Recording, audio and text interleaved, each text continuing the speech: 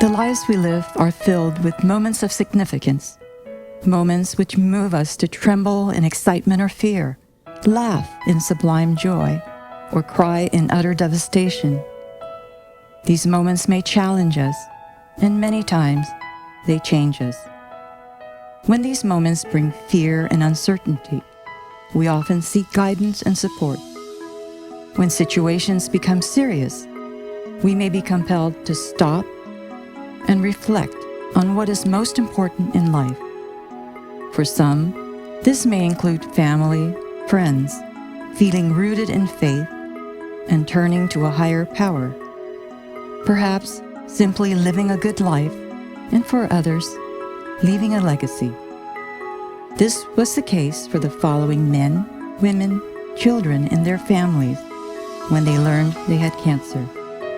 Listen as they share their stories of receiving a cancer diagnosis while living on Guam, the challenges they faced in receiving treatment and care, and the remarkable things they did on their cancer journey.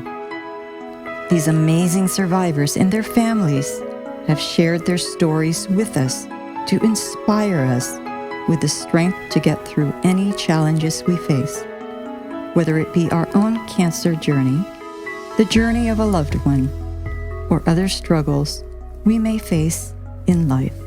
I was diagnosed on Guam May of 2005. It was, when I left Guam, it was lymphoma. Once I got to Phoenix, it was clarified that it's Hodgkin's lymphoma. The moment when it was confirmed what type of cancer I had was by the time I got to Phoenix, and they had done a second biopsy. And the oncologist come in, and he was pretty serious. And he said, I'm sorry, I have to, let you know that you have Hodgkin's lymphoma. And I went, yay! And he went, what? And I said, well, Hodgkin's is the one you can cure, right? And he said, yeah. I said, then, yay, because I want to be cured. And he said, well, I was kind of hoping to tell you that, that you didn't have cancer. And I said, oh, I've come from Guam. I know I have cancer. I came here because I know I have cancer. So I'm happy to know what it is, and I'm happy that I had done the research to find out that this is one that can be cured. My name is Egmedio Babasa, and I'm a retired optometrist. As far as I remember, I had my diagnosis in year 2005. And upon learning, through my primary doctor, of course, he referred me to a laboratory for a checkup to be sure. That is not his line. He's doing his job as a primary, but I have to check with hematologist or oncologist that handles this kind of illnesses, in which this is my first time that I had experienced. It was positive, he said, so I have to see them. It was diagnosed in 2006 again, 2005.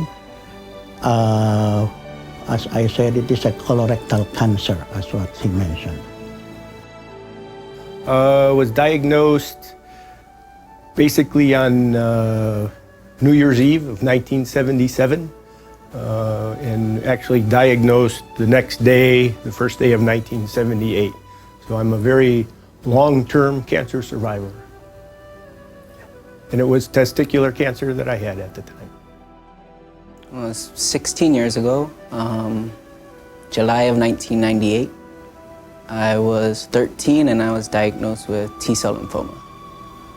It's a type of leukemia. I actually had a tumor in my chest. Looking back, as most cancers where I've met with patients, it hid itself as something else. The doctors here on island actually thought I had pneumonia. So when they're doing the testing, within 2 days, my tumor went from this to completely cutting off my airway. And I woke up a week later and I was in Hawaii, tied down to a bed, just so I didn't wake up and start pulling everything up. And maybe a day or so after, they actually told me. That's when I found out that I had cancer.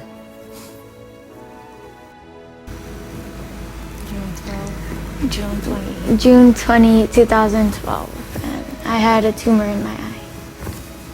You had a tumor in your Left eye. left eye. Okay. Oh, I got hit by a softball during practice. And then my eye popped.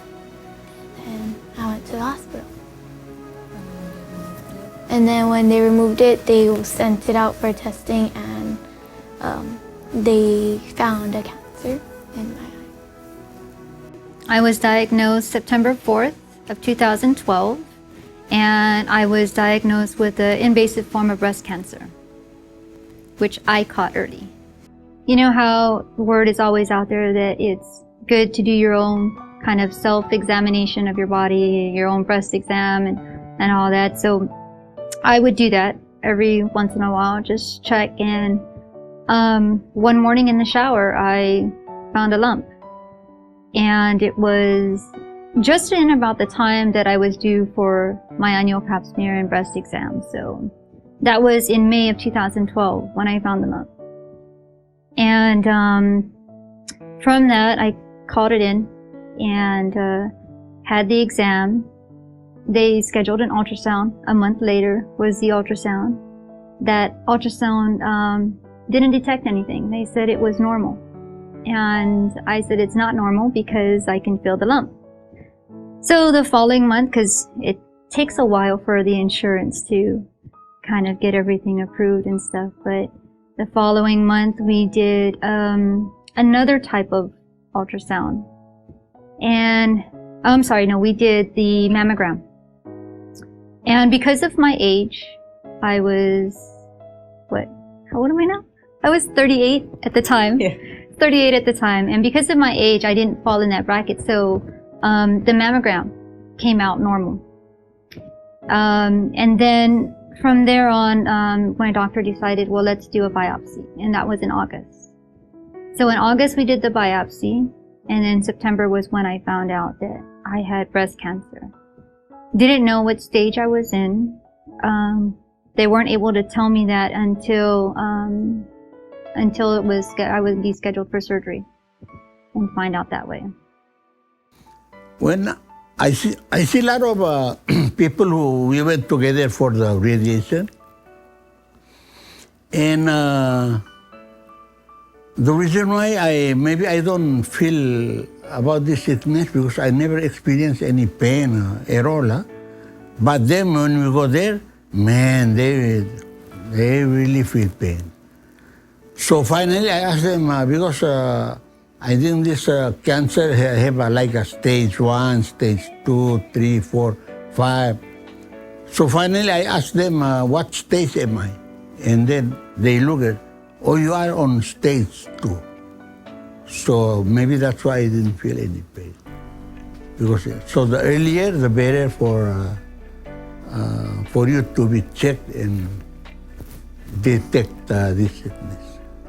That's all.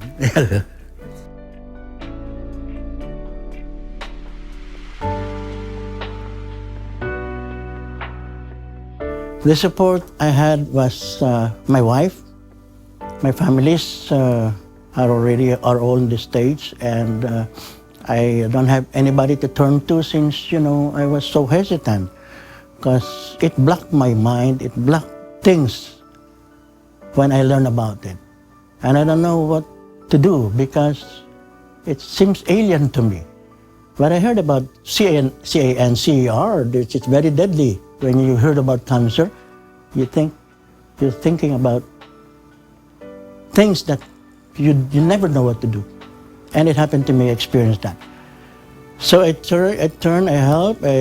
asked for help from an advisor, in which not so much available. So I just went home and bringing the referral because my primary doctor gave me the referral to check the laboratory here and give that referral.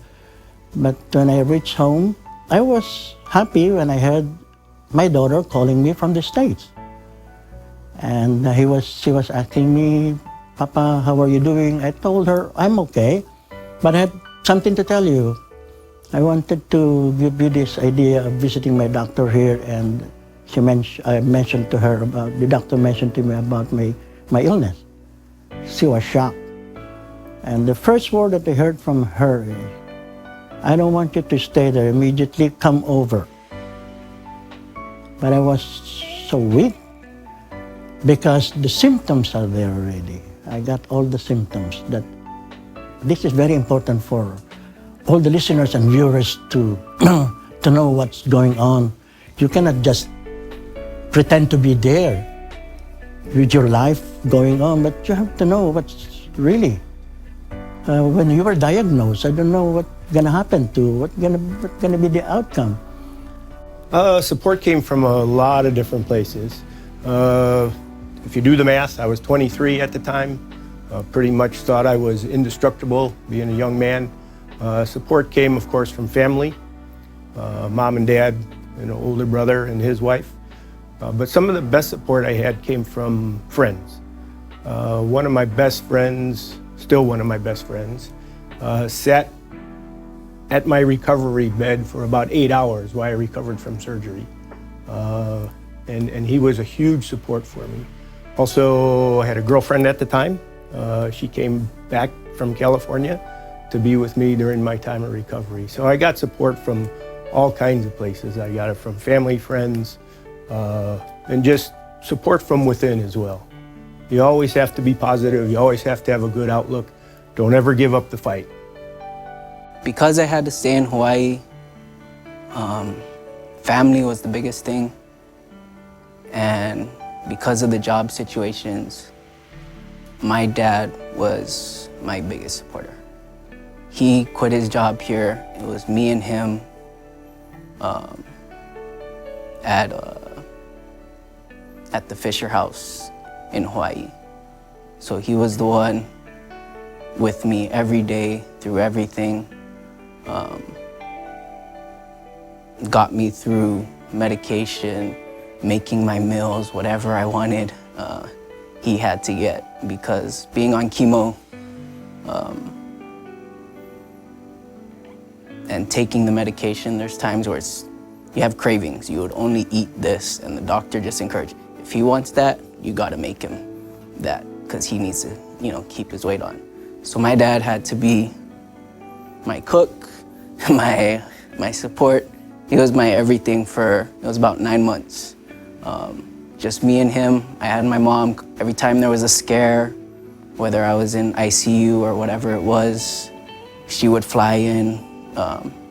She would try to get on a plane as quick as possible to get to Hawaii whenever there was a scare. But my dad was the one, and he's told me, when I get old, you better take care of me, because I took care of you. And he was there every day, and family was the biggest thing. It was really hard being in Hawaii, being that far away. It's just me and my dad. I can call and everything else, but that made it, I think, a little bit tougher. And to talk to my parents or talk to my cousins, my aunties, uncles, that really helped, and really, I guess, kept me just fighting. My family, I guess, they're always there to support me. I don't know. But it gets easier as time goes by. You get used to it. I guess, I don't know. Don't give up. Your family is always there, I guess. Yeah. I have to be more careful now. Yeah. Like when I'm out, I'm supposed to be wearing my glasses, but I don't know exactly. I'm supposed to be more careful, with what I do. Basically to protect your eye. Yeah, mostly to protect my other eye, so I don't go completely blind. It was hard when, with her accident and everything, and when we found out about the cancer. But we had the family there to show support, prayers. Prayers really got us through everything and stuff. And Jamie's a strong strong girl. She cried more than I cried. I try to be strong in front of her, so, I'm supposed to be the strong one, but she's stronger than I am. And she didn't let people down. She didn't let people put her down with her situation. She just went from the negative to the positive and just moved on with life. And, everybody was always there for her. And don't give up, don't give up. Miracles do happen. And it happened with her when they found findings in the PET scan. So we went to the MRI, and then the doctor was surprised that it was gone. And I told him it was prayers that made that finding disappear. I was lucky enough to have such great support. I actually had people who listened to what I wanted and were able to provide that for me. Don't get me wrong, I did have my moments where I was not always finding something to laugh about. And there was one incident where I was on the floor of her kitchen and I was like, I'm done, I'm tired, I'm so sick, I hate feeling like this, And she was like, all right, I'll give you your minute, but you got 1 minute. And then you're gonna get up off that floor, look in that living room and look at your daughter, and then tell me if you wanna give up. And that was it for me. She's suffered some losses, and this is just like one more thing. And so, I gave her time, but I didn't give her a lot of it because my specific instructions as her support person was no pity.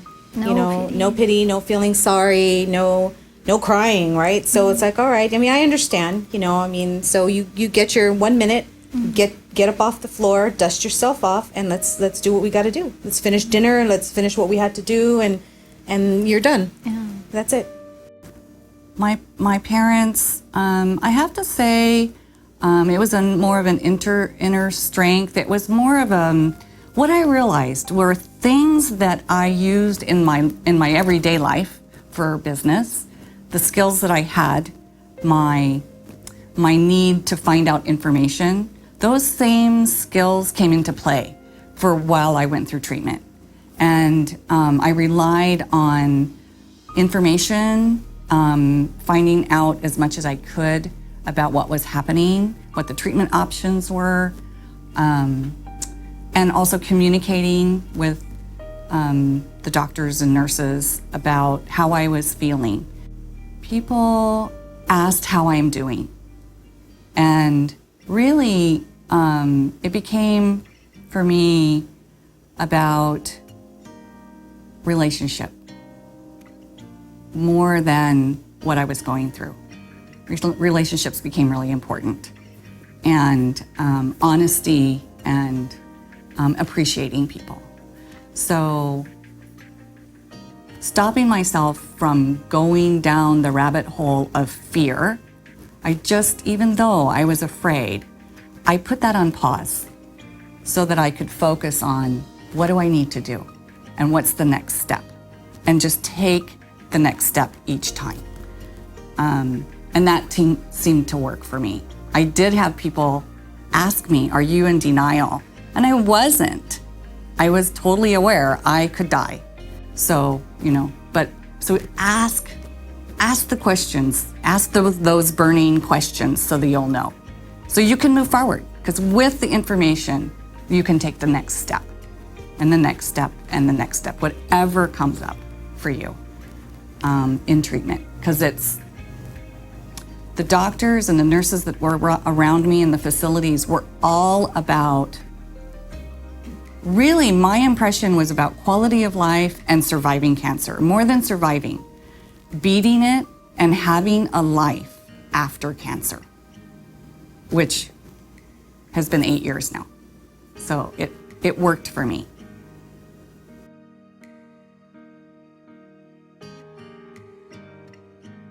I got through it the way everybody else, I think, gets through it. You always have a positive attitude.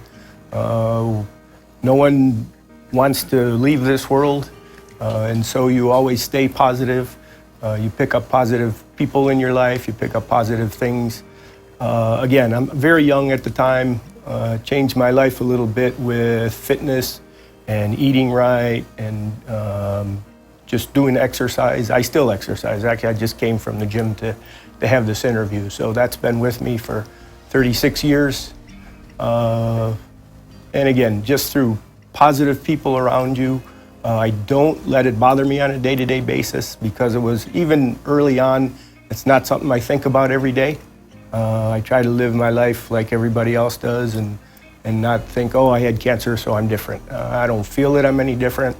And because I've been a survivor for so long, that if you've known me in my Guam time, I've been here for about 20 years, you wouldn't know that I even had cancer unless we got to be closer friends and we talked about it. So just live day to day, and don't sweat the small stuff. That's very important. I don't worry too much about bills and rents and what kind of cars I drive and other things like that. I worry about my health. I worry about my support group, and just stay positive.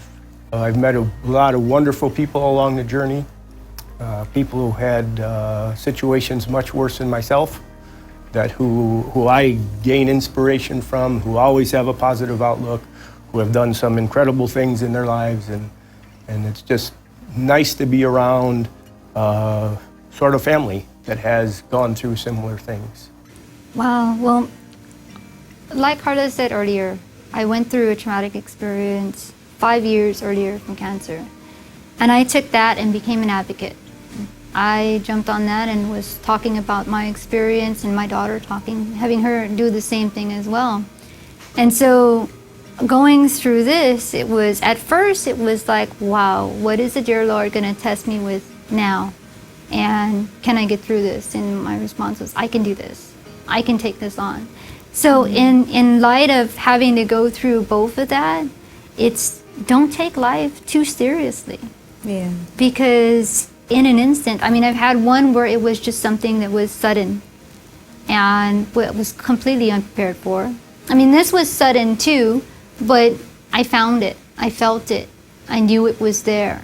So I was doing stuff. I was calling doctors and I was getting information. We were on the internet Googling. So it was something that I was able to prepare myself more so than with my first experience. So I think all in all, it was just, life is really too short. Time does fly by fast. And so you just do to make the most of your life. And so now, whenever they ask me to speak about what I've gone through with cancer, I do it. Sharing my experiences, to be able to help other people who are just starting to go through it. If I can shed a different type of light on them, a positive light on that, then I think that's why I went through what I had to go through. And so all in all, I guess it's just doing whatever I have to make the best of my life and make it happy, and have my daughter enjoy her years, and just make it as awesome as possible. And just laugh. Laugh, yes. It's okay to laugh, I mean, it can be sad, and, not all situations turn out the way we'd like it to. It could be through illness or anything else, but, it's okay to laugh, and to laugh as soon as possible, and that's where we need to go, and that's what we've done. And, the kids were always able to crack jokes about her, not with her, about her. And she didn't take that too seriously either. I mean, it was funny, and we'd laugh at each other all the time. It's okay to laugh at yourself. Yeah. It's okay to make a fool of yourself, just a little bit. It's okay. We don't have to always be that uptight and proper. And Actually, in a very big way, the caregivers worry so much more than the patient. Because me as the patient, I knew how I felt, so I was doing fine. But my friends and family, it's like they were truly worried about me. I was quite sick. So as for the patients, for the person that has cancer, try to understand their worry. Don't get mad at them over it. The caregivers also, my recommendation is that when you need to have your breakdown, because you're worried and crying, please do that out of earshot, out of view of the patient, because they need their caregiver to be very strong. The family needs to step it up. They need to handle their stuff. If there's, issues that the cancer patient normally handles in the family needs to step it up. They're totally capable of doing it. Allow the patient some of it still, but quite frankly, they're the patient. So be strong. The cancer patient needs to be strong, but the family also needs to be strong. The patient needs you. They need you a lot. So if you can be strong for them, it will help them in their moments of fear because they have you to rely on. So I think the caregivers are really instrumental in how a patient goes through their treatment. Initially, after everything, I stayed away from every little thing. Being gone through what I went through, being a teenager, all the typical things you do as a teenager, I pretty much completely stayed away from drinking, putting anything, that's gonna harm my body, putting myself in risk, any other way, from smoking, whatever it was. So early on, and I'm just being honest, all that stuff I stayed away from for quite a while. And there's been times where, I just have to remind myself, don't take it for granted that I'm still here. And there's so many people that have lost that fight with cancer, and it's always, sometimes it just doesn't even seem real. Everything I went through, and at a young age, I kind of have to remind myself how lucky I am. And the things I try to do now is, I'm always at relay. I try to support how I can if I have the time. And as I've gotten older, I realize I need to help a lot more. Early on, I'm a teenager, and you realize how lucky you are, but you're still a kid that thinks he knows it all. So it's just kind of one of those things where I'm trying to balance it out. But it really opened my eyes of how many people are out there dealing with cancer. And I don't know if that would have happened if this didn't happen to me, if I wasn't diagnosed. So I try to do what I can, trying to be more active and helping. And I keep telling myself to do so. I've had some gaps where that's dropped, but I'm approaching 30, it's been 16 years. It's all starting to sink in. So now I'm like living day by day. I'm not making plan for like next year, or I just believe that whatever happened, it happened. Okay, the reason why I say living day by day, I'm not thinking too much about this sickness. And that really, I think it helps me because even though I think about it, I cannot do anything about it. And I believe that the people who are making medicine now, I think are very good. They are experts of doing that. So I just follow the doctors, or whatever they tell me, I will follow them.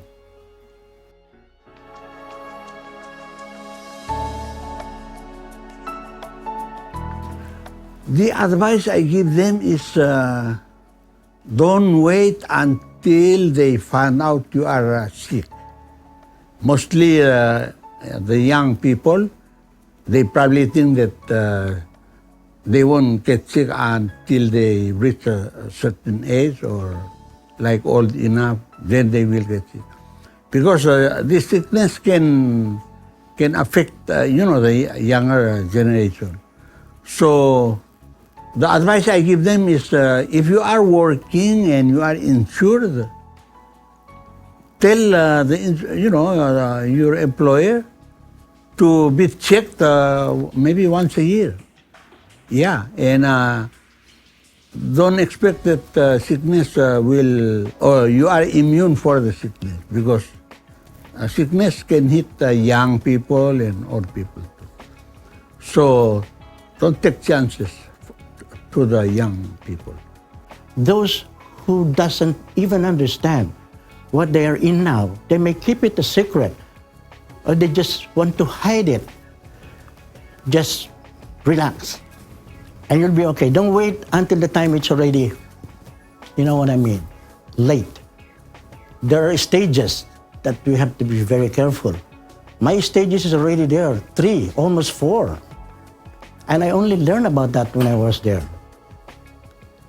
So I don't understand about what is that stages. Because since a childhood, I never had a sickness like this. And when I reached this adult stage, when I reached my 65 medical recipient at the time, God has given me this. And this is a surprise. Just because I have Medicare, they're going to give me this cancer. But still, I love it because He gave me this. How would I share this to all of you people, to all of you there outside? Cancer is dangerous if you don't take care of it, if you don't get immediate attention. And if you have been diagnosed with this sickness, follow the doctor's order. Don't use your own idea, because those doctors have been trained to take care of this kind of sickness. I've had family that's passed away. I've had a cousin who's passed away, just a couple years older than me. And I remember they asked me to talk to him. And one of my things, I was like, you can't mess around with it. Don't delay anything, because if you slip up one time or you don't say something, you don't want to do that with cancer. So if you find out, do everything the doctor tells you. Stay positive. Find that person, the family, whoever is going to support you. Because that's all it was. His family was always there through every up and down, a lot of downs, especially when I was that first 9 months when there was a lot of scares. But that and just having faith, like I said, there was a lot of praying, a lot of people praying for me, and a lot of praying I did. And I'm still here. But just keep fighting. I know it's not easy. I've been through it. I see whether it's family I know or even just watching TV and the way they portray it and everything else. And it's no joke, and it's just, you gotta be strong. The one thing everyone said about me is I'm a fighter. And I never, as much as everything hurt, where I didn't feel good, and when it got to its worst, I never crossed my mind that I was gonna give up.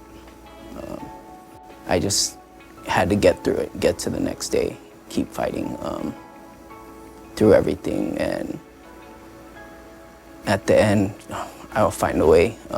God will lead me to that where everything was okay, and very, very fortunate. Like I said, I've lost my grandma to cancer. I've lost a cousin to cancer. And I know I'm very fortunate to still be here today. Somebody who's been recently diagnosed with cancer, I would tell them to get all the help they can, get as educated as they can on the disease and what's going on with them. And again, stay strong. It's sort of my byline when I talk to cancer survivors involved with American Cancer Society, with the Cancer Coalition, very much involved in Relay. And if I meet you for the first time, I'll shake your hand, and as we leave, I always say, stay strong. So that's basically my goal in life is to stay strong for as long as I can, and it has certainly changed my life. But again, it is what it is. I've met a lot of wonderful people along the journey, people who had situations much worse than myself, that who I gain inspiration from, who always have a positive outlook, who have done some incredible things in their lives, and it's just nice to be around sort of family that has gone through similar things. The support here on Guam through all the agencies and people here has been very, very, very good.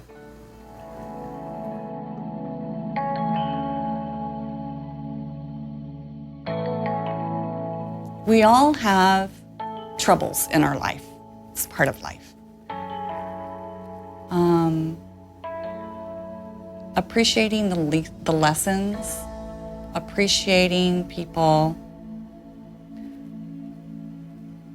appreciating that I'm still alive and that life is so precious. Everything from the sand on the beach to stars in the sky and everything in between. My faith is very important to me, and I encourage that in others.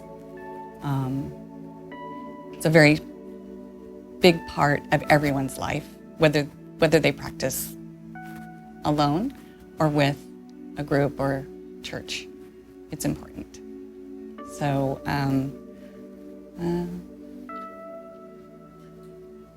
and I think self-honesty from a hugely new perspective.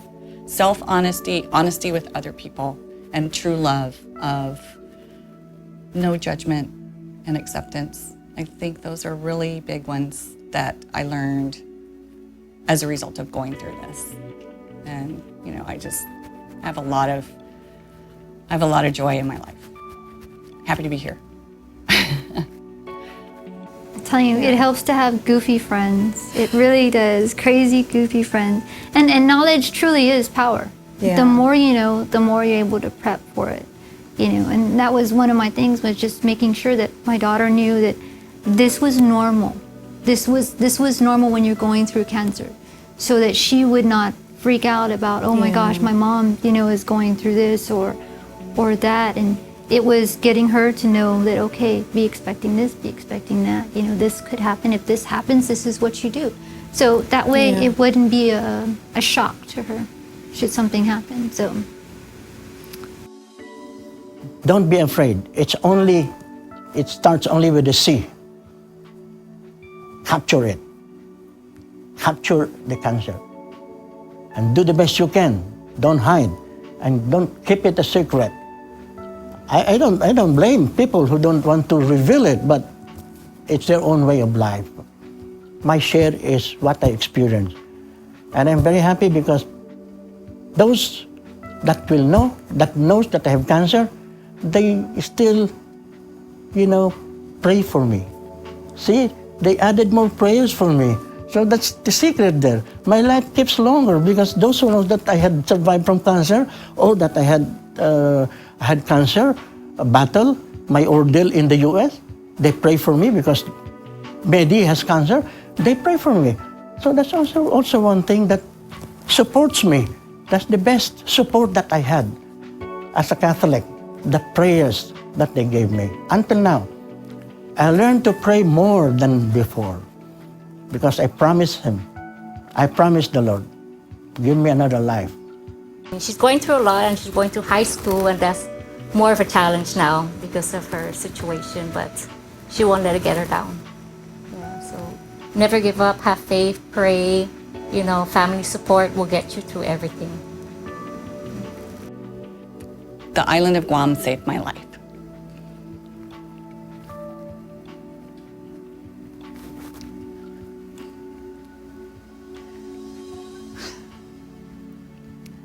The cost of the treatment was $300,000 if I had to have 2 bone marrows, which was what I was looking at. Guam raised $100,000. My family raised another $35,000. And so with all of that fundraising, I was able to go through the the treatment. You know, there's going to be a moment where it truly registers you're in it, and this is a process. And then you take the next step.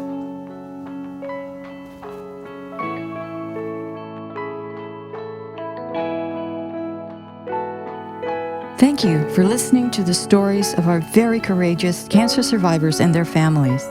We hope that you will remember their messages of hope and use them as inspiration in your life journey.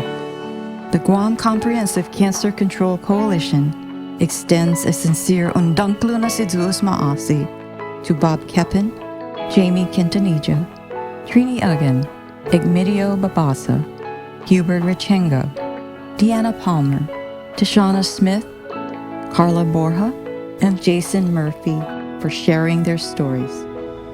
To Mr. Peter Scrow, a cancer survivor himself, who provided funding in support of this effort.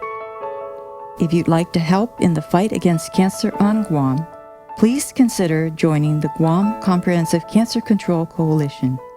Contact us at 671-735-7335 or at lawrence.alum@dphss.guam.gov or visit our website at www.dphss.guam.gov.